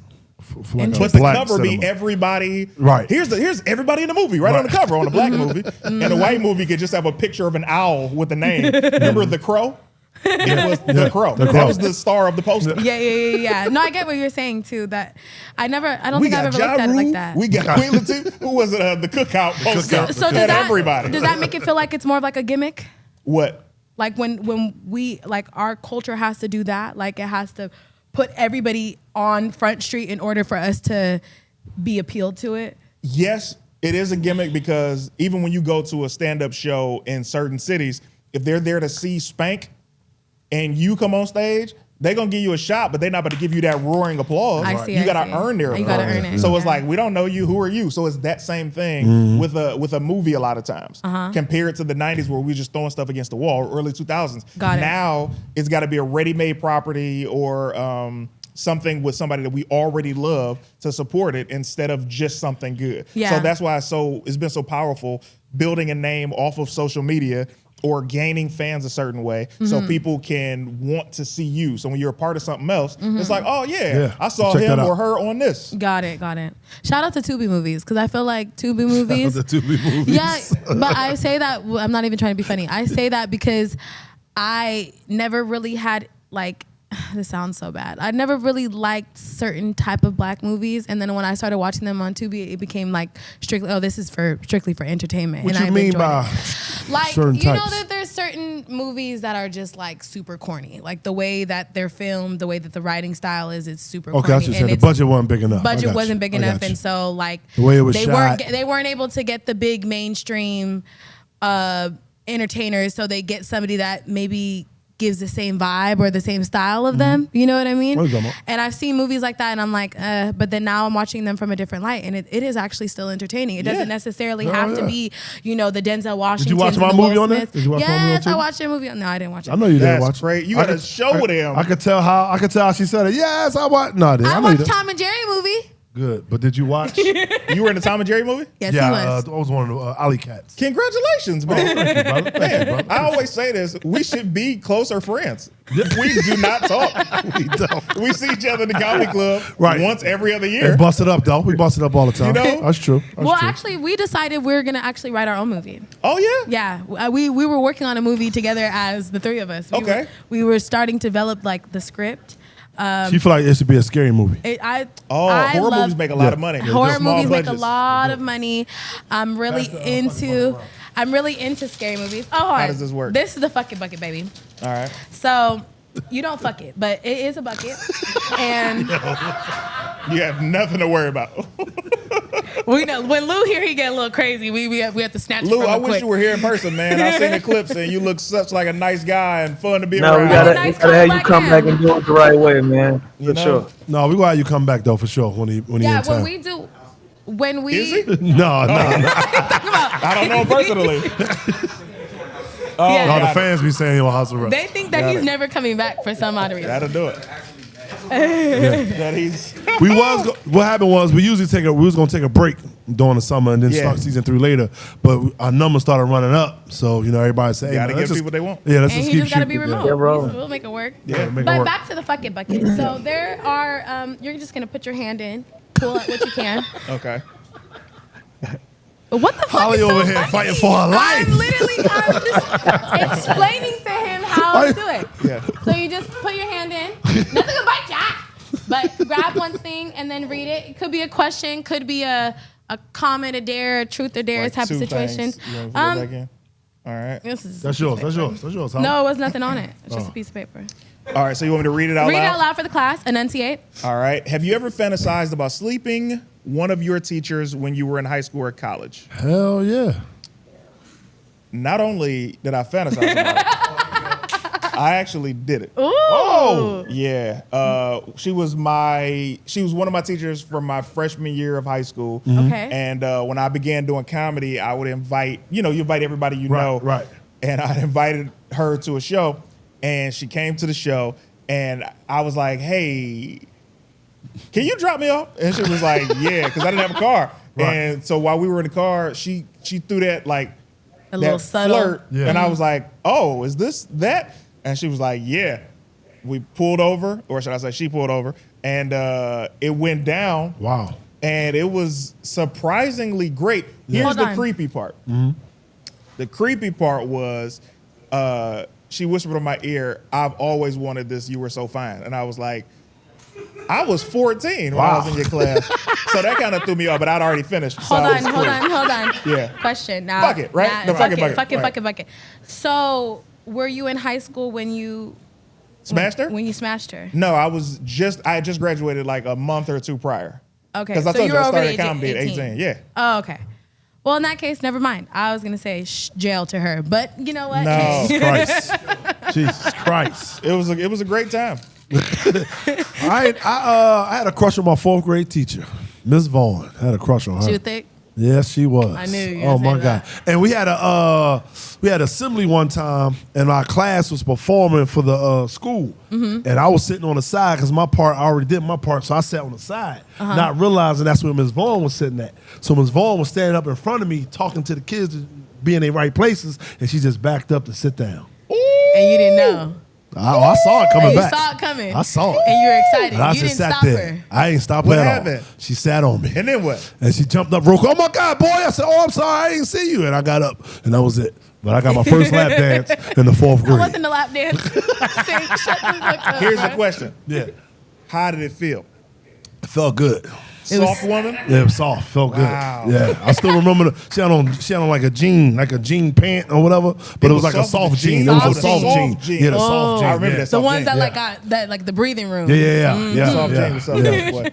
It's very interesting that you say that because 4th grade, you are 9. Yeah. So you started very early. young. I started, we used to play house back in like 1st and 2nd grade, man. Oh, I started no. early. Tell them what you used to call it. Catch a girl, free a girl. Catch a girl, freak a girl. We played that back in, I never played that game. Yeah. I never played that game. We used to, Did you ever play hide and go freak get in the, Hide and go get it. No, I played hide and seek. We played house. house, a bunch. play house. We never played hide and go get it. We played hide and go seek, and you hope the girl that you like come find you. You know what I mean? But that was about the extent That of was it. it. But Yeah. house was good. We never did a spin the bottle. I played spin the bottle. I did that like in college. age. Yeah, I did that in college. What? I was definitely, well, not high school. Not, Yeah, we ain't do that in not high school. We like did that in elementary college. school, but high school for sure. You don't seem fast, but you seem.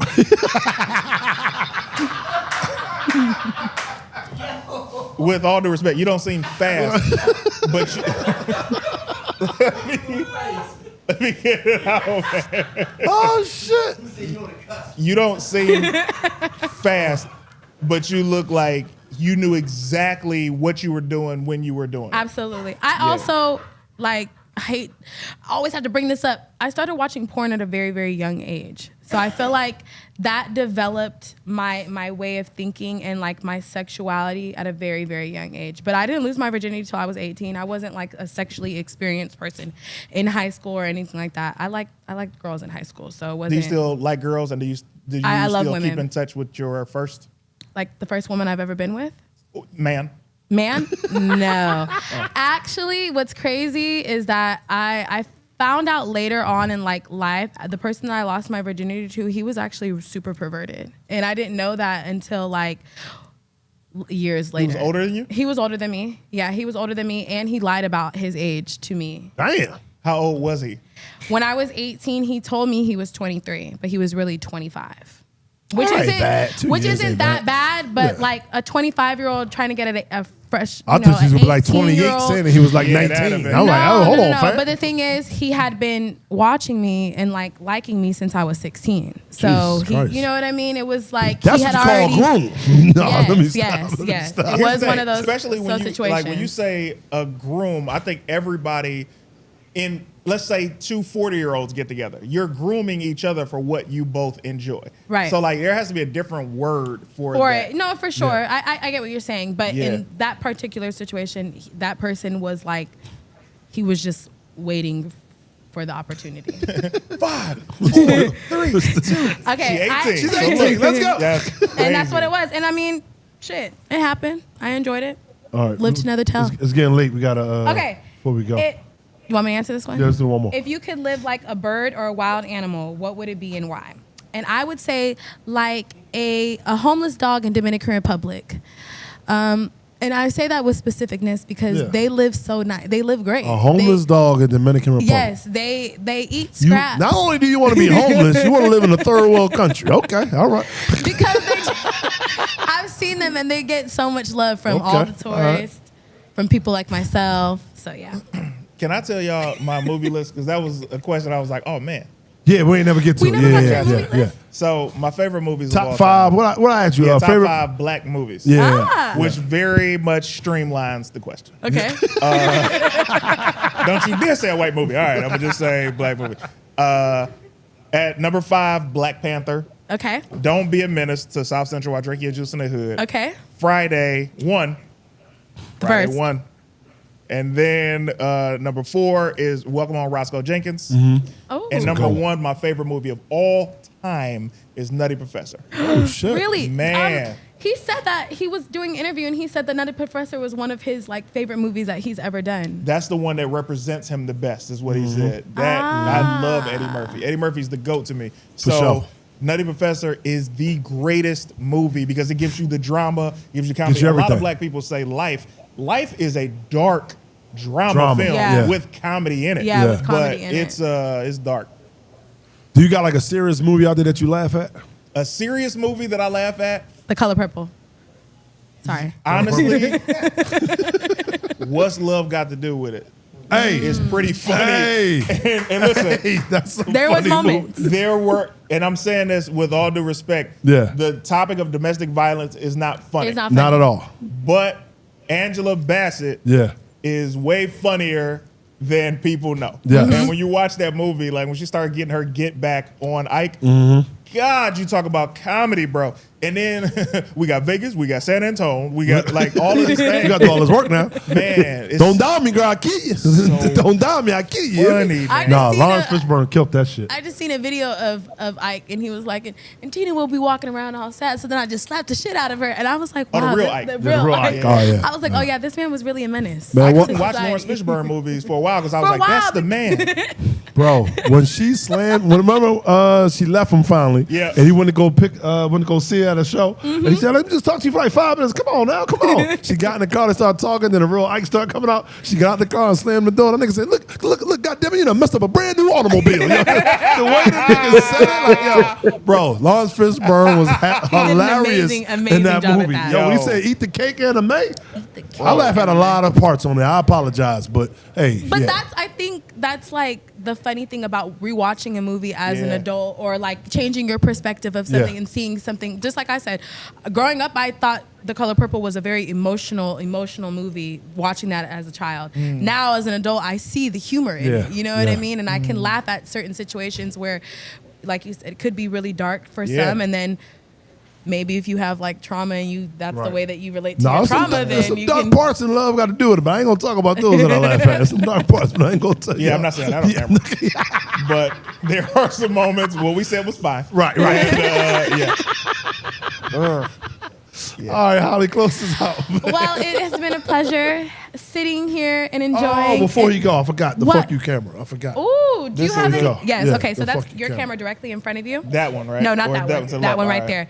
And we like to give you a moment to give a big fuck you to anybody out there that may deserve a fuck you that you've never had the opportunity to say it. So this is your chance to do so. My fuck you camera. You know what this fuck you is for? This fuck you is for choosing someone that you thought was more talented than me on whatever project it ever was, and you either A, only did one season, B, the show didn't have any tickets sold, or 3, I ended up doing a guest set and was funnier than every motherfucker on the lineup. So this is a fuck you for not believing in CT. Good shit there. Good shit there. Good shit Okay, there. well, with that being said, thank you for coming to the Underground Lounge after hours, sitting with us, laughing with us, educating me on you, a kind black brother. I'm honored to. We got to get a kind black brother bit now. Yeah, we definitely got to do one of them bits. That for sure. I used to have a joke where I said, I'm handsome as hell, but I'm not sexy, and women treat handsome guys different than guys who are fine. And it's been the real. But thank you for having me. Thank you. For sure. Patreon.com/CT is dope if you're financially able to. Yeah. Okay. But whatever you got coming out too, man, shout it all out, man. Okay. Starting September 10th, I am on a show on Disney Plus that is called Electric Bloom. It's on Disney right now, airing, but all the episodes will be airing on Disney Plus September 10th. Also, catch all the episodes streaming of Lil Kev on BET Plus. I am on the road right now with Martin Lawrence, Desi Banks, Matt Rife, and I think I'm gonna do some solo dates in the beginning of 2026. So if you've not been following my YouTube, please do. I just started a movie podcast called CT Cinema, and we review old movies, a lot of which I've never seen, and we have a good time and talk about it. That's fire. Dope shit. Well, thank you for that. And make sure you guys like, follow, and subscribe. We are out of here. Bye. Yeah. Underground Bye, Lounge. Lou. We go. See you soon, boo.